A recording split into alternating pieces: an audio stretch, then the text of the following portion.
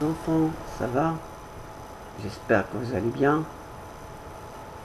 Aujourd'hui, on va voir une nouvelle leçon. Et on va commencer par le calcul mental. Quel est le double de 12?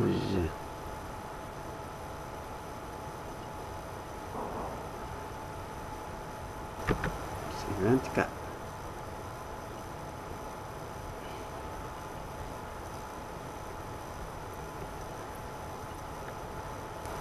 Et quel est le double de 9? C'est 18. Quel est le double de 15? 30.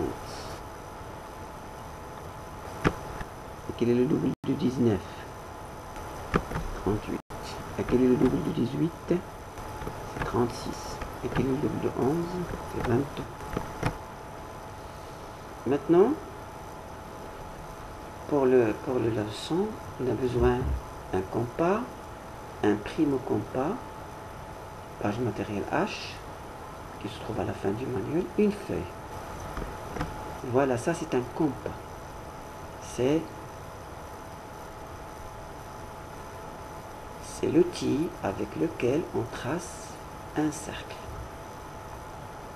Et bien sûr, il y a d'autres choses. Bien.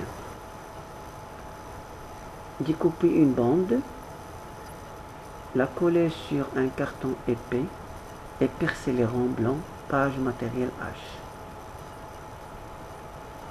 Sur une feuille blanche, placez la pointe d'un crayon ou d'un stylo à une extrémité de la bande marquée d'une croix et la pointe d'un autre crayon ou d'un stylo dans un rond blanc. Appuyez sur la pointe placée à l'emplacement marqué par la croix. On peut éventuellement la percer légèrement. Ce sera le centre du cercle, puis tracer un arc du cercle en se servant de la pointe placée dans un rond blanc. Faire ainsi tracer plusieurs cercles en changeant de rond blanc. L'avantage du primo-compas est la fixation des rayons du cercle de façon plus constante qu'avec un compas classique. Pour l'activité 2, utiliser correctement un compas n'est pas simple. Il faut mettre une pochette cartonnée ou d'autres feuilles sous la feuille de travail pour que la pointe du compas ne bouge pas.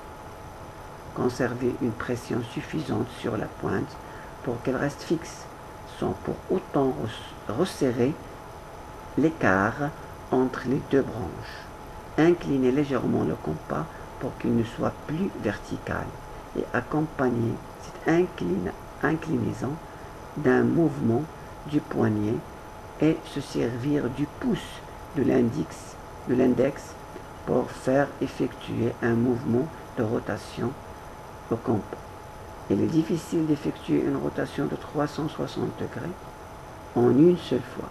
2 étapes sont souvent nécessaires et il n'est pas rare que les 2 tracés ne se referment pas.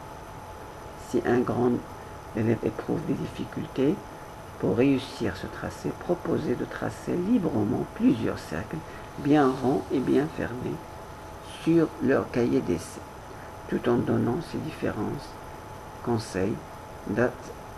C'est s'assurer que chaque élève réussit correctement le tracé des cercles.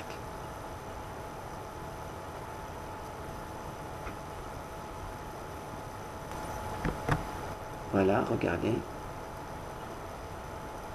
comment on tient un cercle. Activité 3. Tracer un cercle à partir d'un point avec des écartements variables. Dessinez un point rouge sur une feuille. Placez la pointe sèche sur ce point rouge et tracez un cercle à partir de ce point.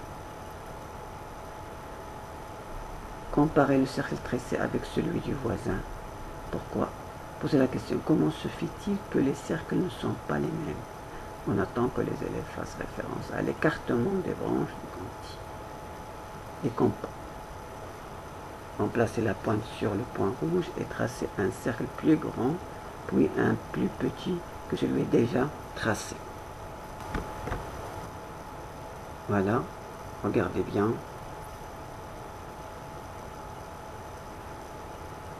Comment